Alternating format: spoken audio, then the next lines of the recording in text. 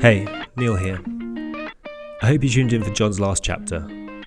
Listening back myself, I'm still in awe of how articulately he expressed his thoughts on legacy and just a very sharp focus on what matters in life. It's really stuck with me.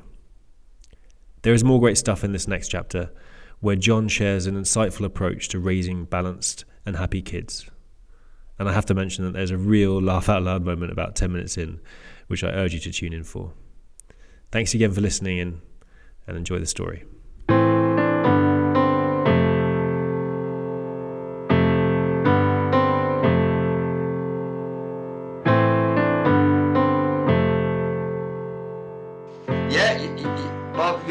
Our Rob had the extra problem of being head boy at his school. So he had the badge, he had the uniform and the badge. Everybody did wear a uniform, but because he was head boy, that was another reason for him to be beaten up. Different school. Oh, he's a different school? He couldn't go to grammar school. He went to a secondary modern school. Mm-hmm. Schools were classified. So you did an entrance exam. You did an exam to get into the grammar school. Well, I'd already done the 11 plus in Scotland. Okay. And passed the 11 plus, so I just had to wave that bit of paper. Okay. And that would get me in. And there were grammar schools, and then there was the top secondary modern and the bottom secondary modern. And our Rob was in the bottom secondary modern. But he was head boy. He was a good lad, but you know he had trouble with one or two lads. And because I was a bit older, I could help him out. You know, we could go looking for these boys and say, you know, you go through near my brother again, and you deal with both of us. And I mean, all of that was. I just thought that was normal. Oh, it sounds like it was. When I got to university and told people these stories, they couldn't believe it. You know, they thought it was the bloody Wild West up in the northeast, which it probably was, but it wasn't. It was the same. It was the same all over the north. Lots of people I knew lived in, you know, Anne's family live in Bolton. It was the same there. Yeah. Absolutely the same there. When I got to know all the brother-in-laws and what they went to, when you went out to a club in Darlington or whatever it happened to be, Jesus, you're taking your life into your hands. But you did that because you were interested in going out. You're interested in the girls. Yeah, of course. Yeah. I never got any serious damage to me. And I'll tell you something. In those days, nobody used knives. Nobody used knives. It was just fists. It's just fists. Just fists. And you kind of you kind of came into each other. So most of that was buffeted. So you very rarely got a proper fist in the face. And if they did it once, it would do it again. It hurt the bloody hand. It hurt your hand so much. You know, it's not like the films or anything like that. But yes, thank goodness there was no knives. Very different these days.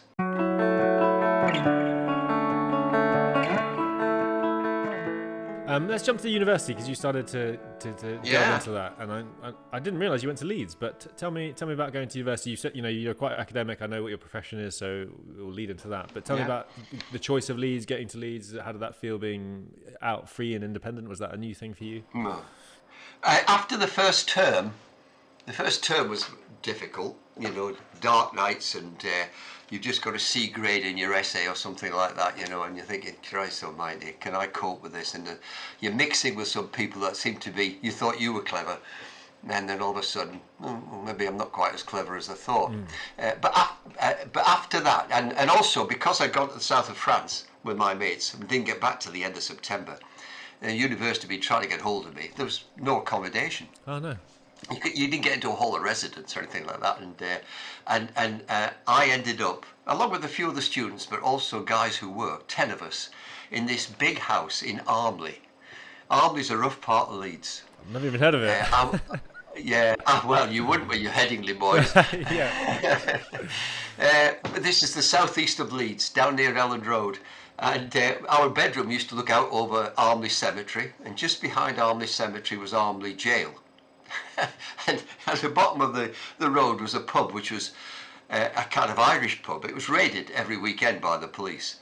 This was a rough area, and there were 10 people in it, half a dozen students and 4 workers. Oh God! So we're mixing with people, proper people, and so civilians. all because we Yeah, civilians, all because we'd come late.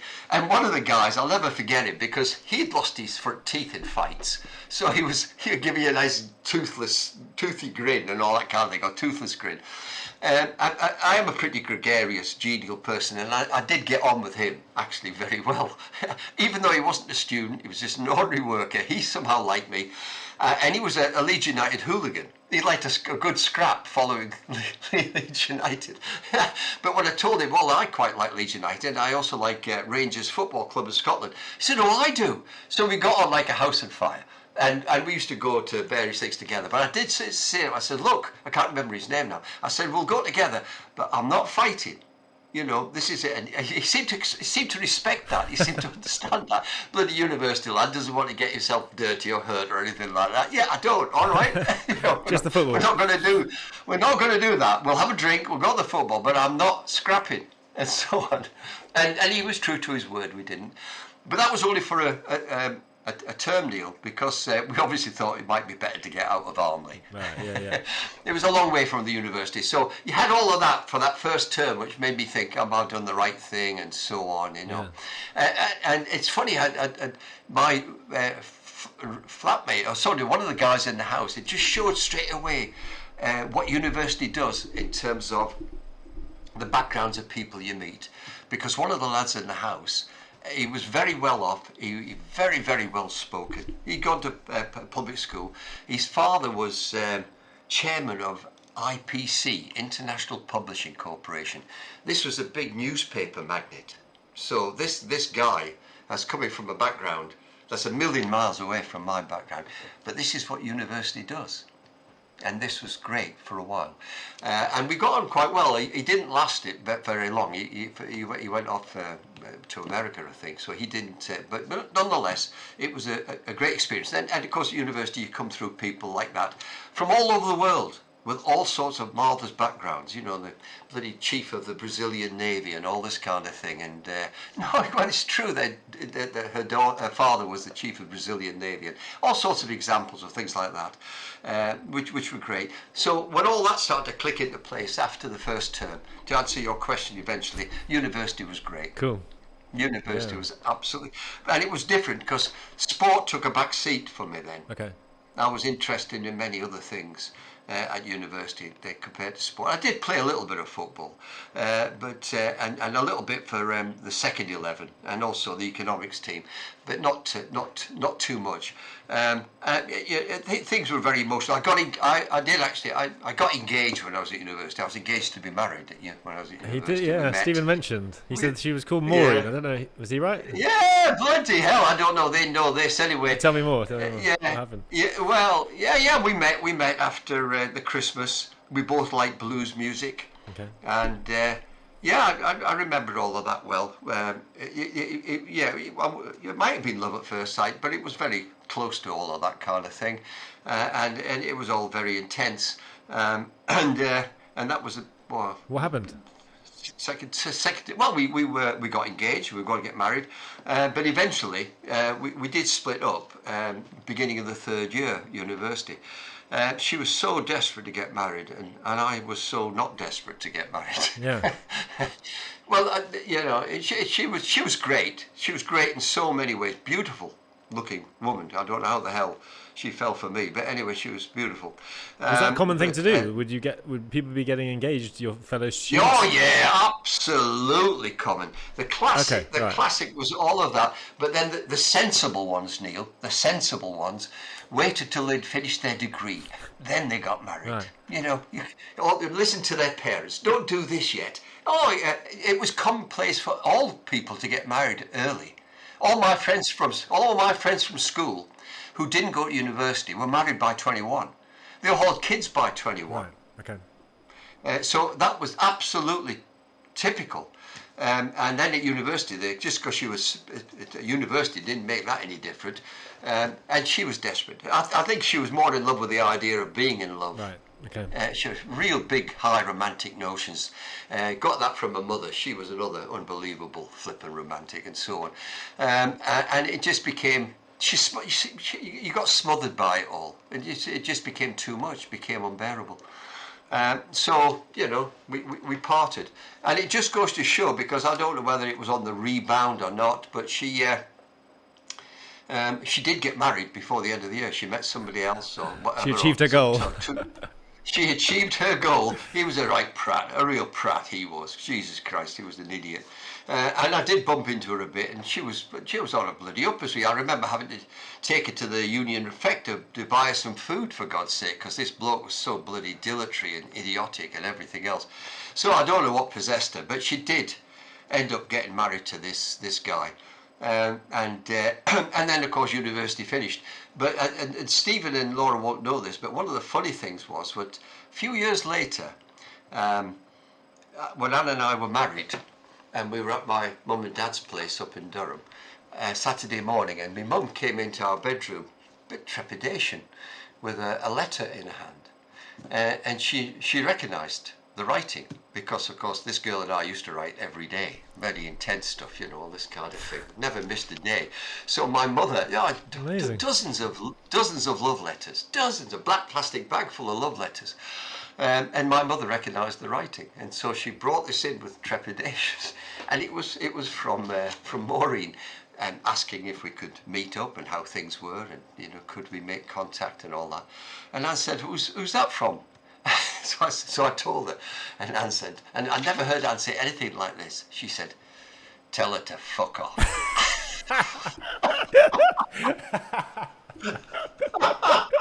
Tell her to fuck off. I said, "Anne, I can't believe what you're saying.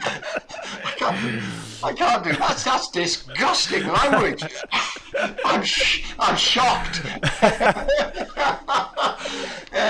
Anyway, I didn't tell her to do that, but I never replied either. I just let it go, and I don't know what happened to her ever since then. It would be nice to catch up and sort of important part of your life again. Really how all that unfolded, but. I wasn't surprised to get the letter, actually.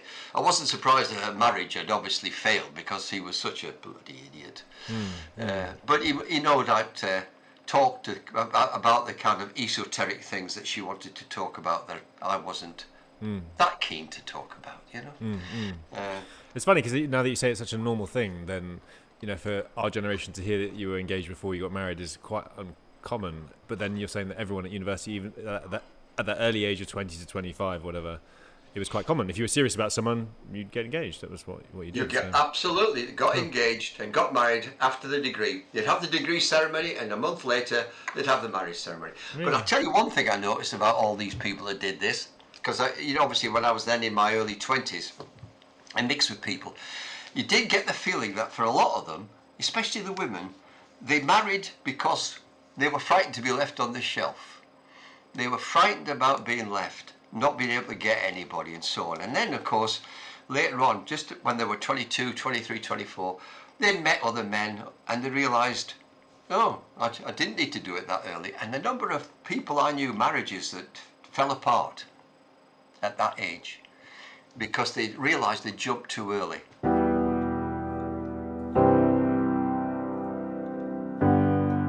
I was really scarred. My brother, when he grew up, we got on better. Well, we got on well all the time.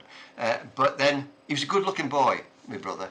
And I used to say, "Come down to Leeds and there's a party on," and so on. And he did. And the girls liked him. And we had a good time. And then he met a girl in the northeast, and within seconds, she was pregnant. Within a few more seconds, they were married. And then within a few more seconds, or 2 or 3 years, she'd buggered off, left him with 2 young children. And it destroyed him for a while. It absolutely destroyed him. My mum and dad looked after him because they were young. They were grandparents in their 40s, because that's how people were. They married young. Then my brother married young. So they could bring up a second family. 2 girls, ideal for your mother. She loved it and all that kind of thing. But it bloody semi-destroyed my brother. So whenever later on in life, I was in a situation with married woman, children, no, absolutely not interested. Hands off, yeah. I've seen what happened to my brother. I'm not doing that to anybody. I don't care what you like and how nice you are. Don't do it, or you're not doing it with me anyway, that's for sure. So he was Rob was a single dad at sort of early 20s. Yes. Wow. And did he move back home, or he was already close to home? Yes. Yeah. No, he lived at home. He never moved away. He went to Sunderland University, but he lived at home. He had a house of his own as well. But they lived at home with the 2 children until he met Jill, and they married, and then they moved away. Okay. Not away, sorry, moved away from the mum and dad's home, not away from the northeast, and that worked out very well for them. For my mother, she was not happy about it at all. She was like a lot of mothers. No girl is good enough for their son. No girl. The first wife, Rob's first wife, certainly wasn't. Yeah. I think he thought the same about the second wife for a long time. Strange enough, she didn't think that about Anne. My wife. That Anne somehow passed muster. She hit the grade. She hit the grade. Special lady. Yeah, absolutely. I think they only fell out once, I think, Anne and my mum, and that was after my dad died. So there was a lot that was understandable about that. But until then, she was fabulous. She was all right, not a problem. And I thought the same about Anne's mum. I have to say, she was another one where they broke the mould.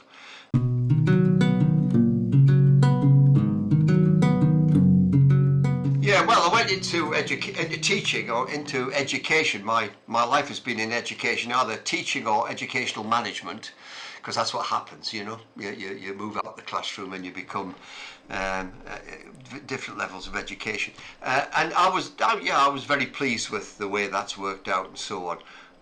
Really, my parents were very pleased. As I said earlier on, they had a great belief in education. It would open doors, and it did. Give you a good income, good lifestyle, happiness, all sorts of good things that they didn't have. My mother didn't have much of an education. My father was a bright fella, but he had to leave school at 14, and that was typical as well. They all did that. My mother, I'm sure, was dyslexic, because I was quite clever. I could write and read and write and spell. But from a very early age, I was writing her letters for her, or spelling the words for her. Because anyway, I went into education. And was that a conversation with your parents? No. That was I guess that was the point I was coming to. Again, very good question. They were just happy that I'd got to university. I was the first person in all the family to go to university. Okay. On my mother's side, my father's side, both, any kind of side that you want to kind of think about, I was the first. And Rob wasn't likely to sort of do it either, so it was just me, and that was good enough. You'd be able to get a decent job. That's all that mattered then. You didn't have to have a high-powered job; just have a good, decent job. And in those days, you could get jobs for life and all that kind of thing. And there were lots of jobs around too. It was very good like that. So they were just absolutely delighted with that. And I I started as a teacher at a school in Sheffield. I had some friends in Sheffield that I could live with while I settled in. School friends, and still school friends, still friends of mine. Still live around the corner in Sheffield. Stephen knows them as Uncle John and Auntie Margaret, but obviously they're not aunties and uncles. But they brought Stephen up. Helped to bring Stephen up, and Laura, and others, another pair, a couple who from school days, but they live in New Zealand now.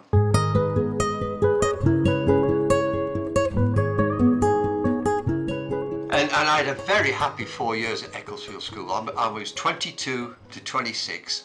I mean, it was just marvellous. Footloose and fancy free for 4 years with money in my pocket. I mean, you just couldn't get any better. And can I ask about when you start teaching? Because when I finished my degree, your degree was in economics. It was, yeah.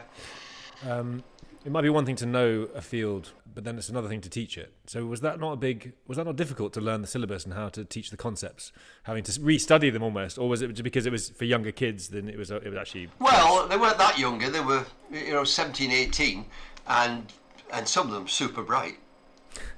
Asking questions you don't want to answer, yeah. The age didn't matter. They were super bright. Yeah. So yes, I began to understand economics better after I finished my degree. Yeah, as a teacher. Than ever I did when I was doing my degree. Yeah. And that's not an unusual comment.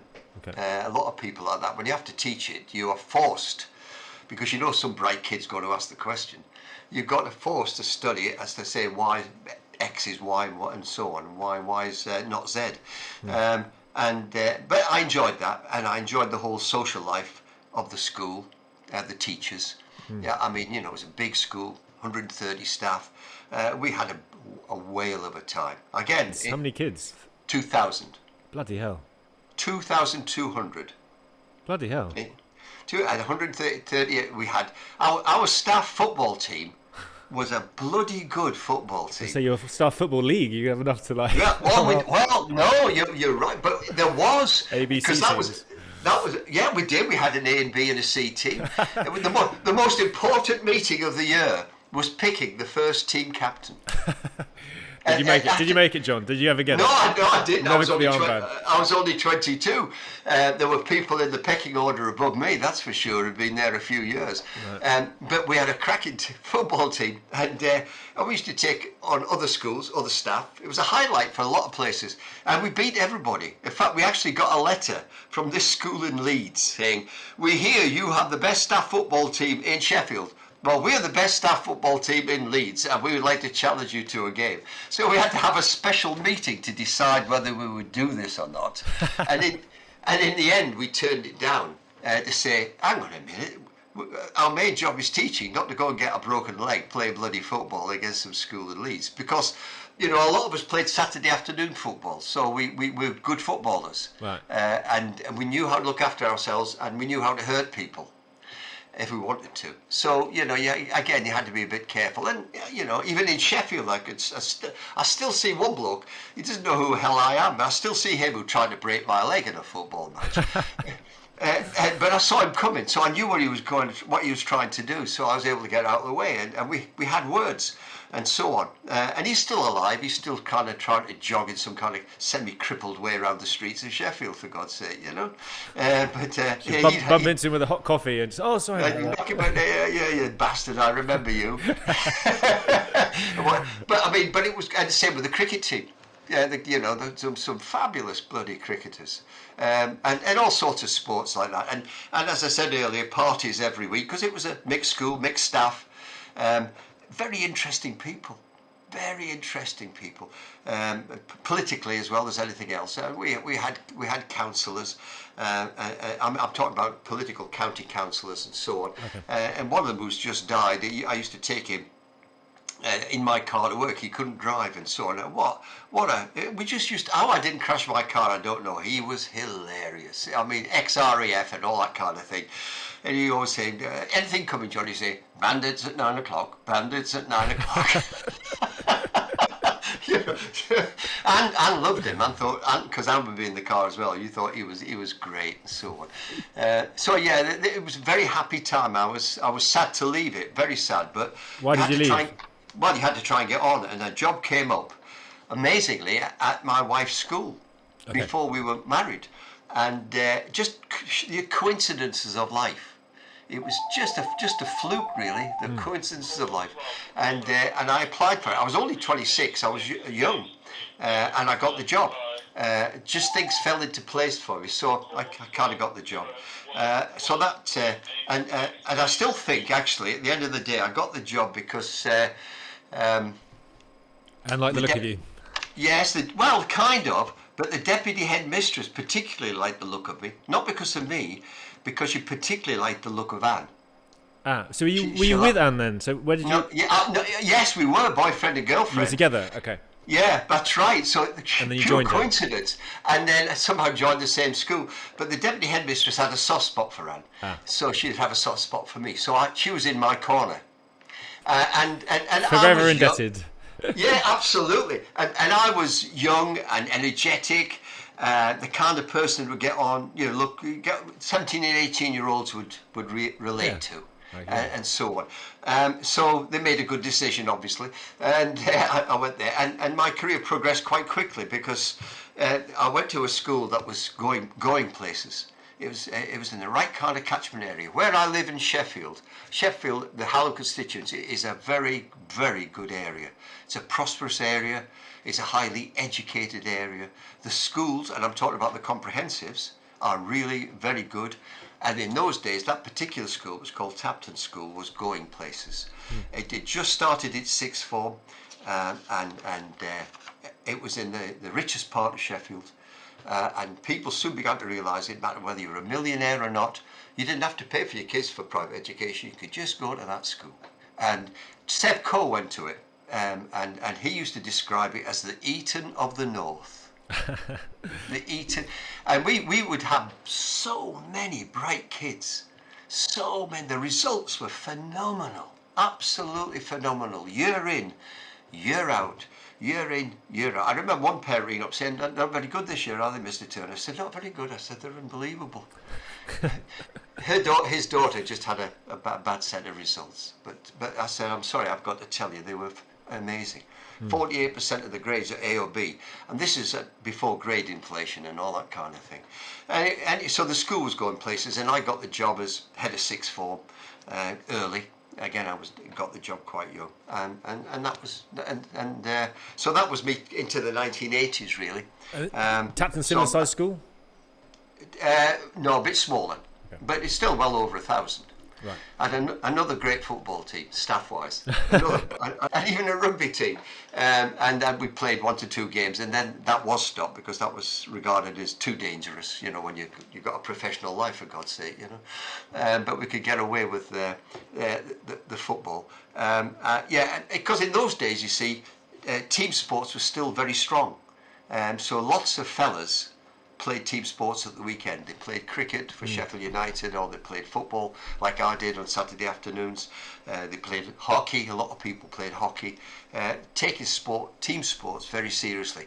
Not it's all gone now. That's not happened. Everybody's cycling or going to the gym. Yeah, individualistic society now, isn't it, a bit? Absolutely, and that's right. It's hard. It's very hard, and some sports were booming, like squash. Squash was unbelievable. Everybody played squash. I played squash, a nearby place, and the boards were full of the number of leagues, about 20 odd leagues, and now there's about 5. You know, and if you could get to the top, I mean, crying out loud, it became a job of work. You had to train and practice and do all sorts just to sort of stay in the top divisions. It became too much when you're trying to hold down a job, but it was good fun. But the schools was fine. But then I was there for quite a while, and then a choice came along, and because education changed in Sheffield, and there is something later on about life-changing moments, and one of those is coming up now, because I realised that if I wanted to move on in terms of educational management, because by that time I'd been deputy head in a school and so on, if I wanted that kind of thing and then move on to headship, I'd have to leave Sheffield, or the family, we'd have to uproot and leave Sheffield. It'd be very lucky to get that kind of a job in Sheffield. Sheffield was at the forefront of equal opportunities, and consequently you soon realised, I was asked to many interviews and didn't get the jobs, and I soon realised I was like the token male. If you were white, male, physically fit, no disabilities, you didn't stand a chance. Already in the 80s, this is? This was the late 80s. Okay. This was the late 80s. Sheffield was so far ahead, and loads of people were appointed. Women were appointed in terms of heads. People with disabilities, hearing issues, whatever the disability was, it was a plus point. It was a plus point. And the colour of your skin became a plus point as well. There were too many white, male, able-bodied people in education at the top. So I had to do something about it. And it was just about being in the wrong place at the wrong time, for me. Right. Do you look at that with resentment, or do you understand the policy? I don't understand. No, I don't.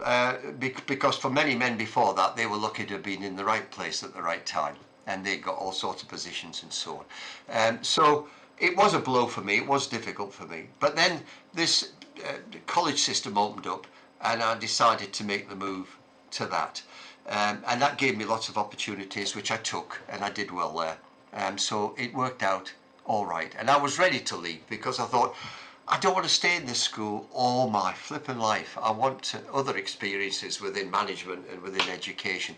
So I was ready to go. But I could have taken the option of moving.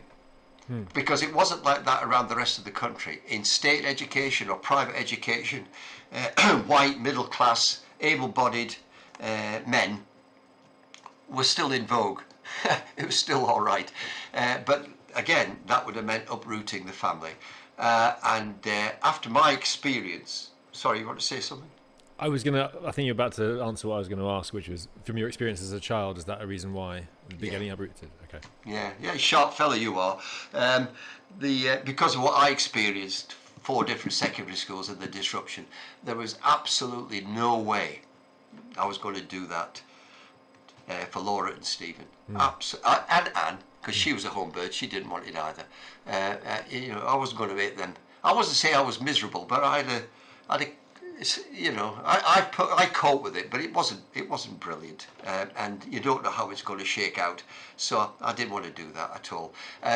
You might think it was pretty selfless because I'm kind of putting them way ahead of my career, which it was in a sense, but it wasn't totally selfless because you've got to be honest with yourself as what kind of a person you are, what kind of a personality you've got.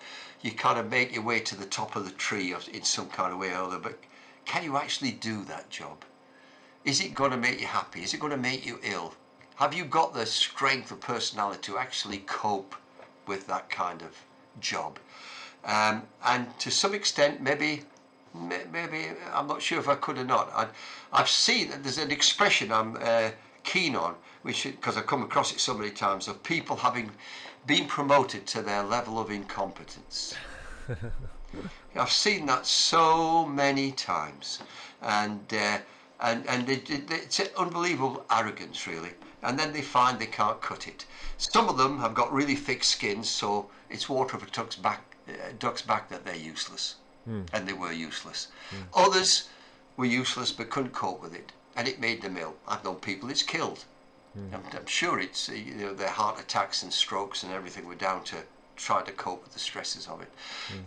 So maybe in the long run it wasn't such a bad decision, because at the end of the day I did get a good job and got good jobs within the new system, and had a very nice work-life balance. So the long answer to your question, I didn't really resent it.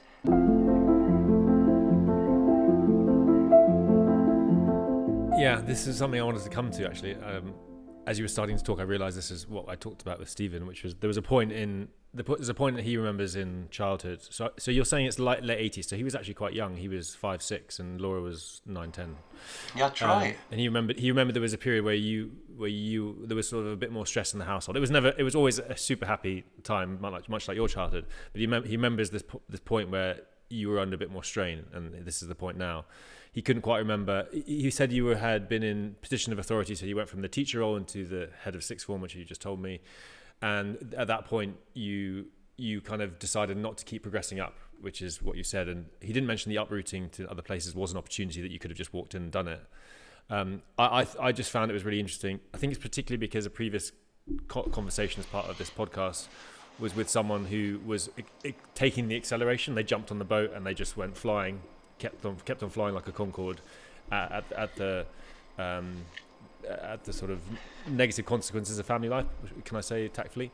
It just sounded like a really mature decision from you at that age when you were only 30. You were in your mid-30s to say. Well, were you? Yeah. No, 38. 38. I mean, equally, like I just look at myself now and my peers now, and there's to take that decision, even in that time, in that era, I think as well, where the role of the man is to be the provider, like your dad, you said he's the provider, not the entertainer. But you made that conscious decision to not be just the provider, to be more than, and you even say work-life balance, which I don't think is a phrase that many people would have known back then. I think it's a thing. That's right, absolutely. So I just my reflection is that was a really mature, brave decision from someone at that point. I don't know how you. Well, it maybe was that, but it was also touched by what I've just said about what you could actually cope with and be happy. And when I decided to have children, I mean, I'd sown my wild oats and all that kind of thing. But by the time I was 24, 25 and met Anne, I was ready to settle down. Settle down to pursue a career and settle down to have a family. And fortunately, Anne wanted children as well. And so that happened. But it was quite clear in my head that once the children came along, they were the priority. There was no way I was having children not to make sure they had as the most fantastic time that I could provide. And when people say, what are your greatest achievements in your life? What would you say? And that's such an easy question to answer, because it's bringing up the children so that they're safe and they're healthy and they're happy. That's my biggest achievement for both Laura and Stephen. I think that was achieved because I know how difficult it can be. I gave examples earlier on of things that happen to your friends and bad things that can happen and where you've been looking. Bringing your family up safely and healthy is not an easy thing at all. And if you can get happy or something, that's a bonus. And I was brought up talking to my mum and dad, and indeed Anne's mum and dad. It was commonplace for families to lose children. It was commonplace. My father had a brother. He died. My mother had a brother, little boy, the eldest, called Ralph. I know the story. They lived in a little house near Bishop Auckland on a hill called Busty Bank for obvious reasons. And he was run over by a bus. He bled to death. And his last words, or just about to his dad, was, "I wasn't playing on the road, Daddy. I wasn't playing on the road."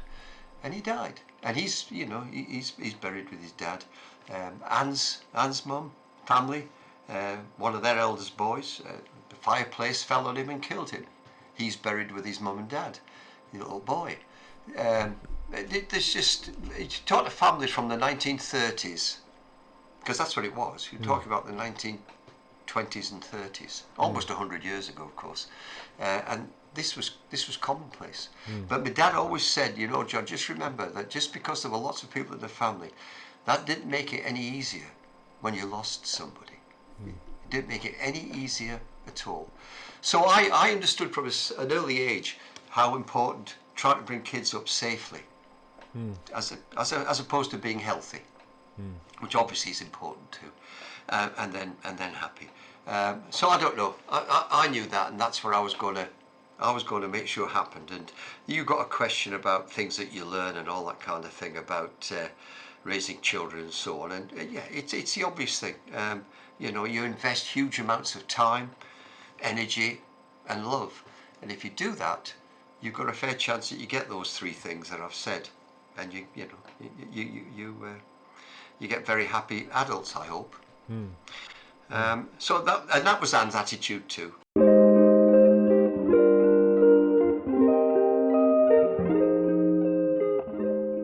There are other lessons, I guess, too, since we're moving on to all that kind of thing. I'm just trying to see what your question was. Yeah, what advice would you pass on about raising children that you learned by raising your own children? As far as I'm concerned, and I knew it anyway, but we did it, that when your son or daughter become young adults, you let them go. Okay. You let them go. And indeed, you let them go into the care of older adults, not my age adults. So the example would be, I was very keen for Stephen to get involved with the cricket club that I knew. And he had a great time from being 10 up to about 15. He had a great time all the time. But at 15, he was becoming a young adult. So now was the time to let him go. To let him go into the care of some of the older adults at that cricket club. They would bring him on. They would look after him. They would keep him in check. They would let him have a drink and all that kind of thing and so on. But there wouldn't be the old man hovering around all the time. They would bring him through that phase. That if it had been down to me, we might have fallen out about. And I think that's it's very important. Maybe it's easier for a dad to let go than a mum. And I think that's probably right. Where did you get that strategy from? Well, it wasn't a strategy. It became pretty obvious as he was coming up to 15 at 16 and starting to push the boundaries and all that kind of thing, that the better people to keep him sensible's the wrong word, but safe, but mature, start helping him to mature, were going to be people in their 20s, young adults. They'd knock him about. I don't mean physically, through banter and everything else, and he would respect that. And it was good for Stephen because he was a good cricketer. He got into the adult teams early, and he could start to mix with them. The only thing I can ever remember saying to Stephen about me boozing and drinking with his friends was, yeah, that's going to happen. I did that too. We all do that. But there were two roads in Sheffield. One's called Ecclesall Road, one's called Abbeydale Road. And I said, well, when you do that, just do me a favour, go down Ecclesall Road, go to the pubs there. Don't go pub crawling down Abbeydale Road. That's really rough. You will be in trouble there. Just do me a favour and don't do that. And then, you just cross your fingers a little bit after that. And you say you've found that easier than Anne, perhaps, to let go? Yeah, I think so, yeah. She'd give me a bit of grief about stuff. But no, you can't hold people back. Kind of fortuitous that you had the cricket club there, and he was, I don't know what Laura's equivalent was, but he told me about being 15 and playing with these older guys, and he knew that you knew they were safe and the right values, and then he was in a safe place to explore his identity. Oh yeah, the secretary, Richard Storer, a man of integrity, man of great integrity and enthusiasm, professionalism for the game, bringing people through. I knew Richard from working with him and what he did, and I knew from the moment Stephen was born, if he showed any interest in cricket, he was going to his cricket club. Wow. So I had this planned out from the very day he was born. And as it turned out, he took an interest, and he wasn't going to go anywhere else. He was going to go to Hallam, and he did. And it just happened to coincide with an influx of other very able young boys who formed the same team. Total luck, absolutely luck. They were actually the under-11s B team. It's just the B team had all the best players. The best team, B for best. Well, whatever it was just separated them out, and the B team was just fantastic. And there was half a dozen, the team of 8 in those days, and half a dozen were just marvellous. Yeah. And they all gelled together. They've been friends, Neil, ever since. Yeah, I know about that. Still are. Yeah, that's right. As you probably work at it, Stephen works hard at keeping his friends going, keeping them close. So it was a strategy. I mean, you had it planned out. Like it's something. It's quite unique for me to hear that. I never. Oh yeah, well, I knew how good it was. The junior setup for cricket at Hallam was was one of the best in the country. You just wouldn't go anywhere else. I used to watch Richard in winter with taking his daughters and his son down to the nets at the school we worked at. Massive hall, cricket nets, and little boys appearing, and mainly boys actually. But he was putting himself out like that for these kids, and I thought anybody who's like that. That's who I want my son to be working with or enjoying the sport with. You've got to learn. So yeah, and I was very lucky that both Laura and Stephen took a big interest in sport from the outset, just like me and Anne in actual fact. I suppose you would think it would be inevitable, but genetics, you get regressions and so on. In fact, I say all that, but on my family side, my parents had no interest in sport. My brother had no interest in sport. I had one uncle in Scotland who, when he was in the army in Palestine in the 1940s, early 1950s, he played for the army team. So he was a good footballer. He played with boys who went on to play for Celtic and things like this. So he was good. And I had one uncle on my mother's side who was a very good and keen cricketer. Apart from those two, there's nobody. I was a black sheep in that sense. You were the black sheep, yeah, and you're lucky. It kept on. Absolutely, yeah, that's right. But fortunately, they came through, not being interested in it, wanting to watch it, and then wanting to do it. Obviously, more Stephen than Laura. It wasn't the thing, I suppose, for girls to play cricket in those days, and for football in those days. So it was to my great delight. when they showed an interest in sport and wanted to do things. And Laura with the swimming, Stephen with the swimming for a while, and then into football, cricket, and golf. And I do count myself as unbelievably fortunate. The cricket days, where all the time, but particularly when they were young, 11 up to 18, were just stupendous. I can't overestimate the pleasure that I got from watching the boys, and Stephen in particular, play cricket. I still get pleasure now just thinking back. It's a lovely, lovely set of memories. And those boys, and Stephen in particular, provided that. And then later on the golf course, and he did it on the football pitch, but particularly at cricket. I was so lucky that happened. And I think I'm probably the same, but maybe in a less enthusiastic way than me. And there are certain other things that I do want to put in, because I'm conscious that this is not just something that they can listen to, but that they learn something about their family history, certainly on my side. And I have suggested to both Laura and Stephen that they find a long weekend with me. I prefer it earlier than later, but it probably is going to be in spring, to go up to southwest Scotland, because there is family history there that they know nothing about. And it's an area that I want them to know about, because I'm sure in later life, if they go up there, they'll say, was my dad here? Was my granddad here?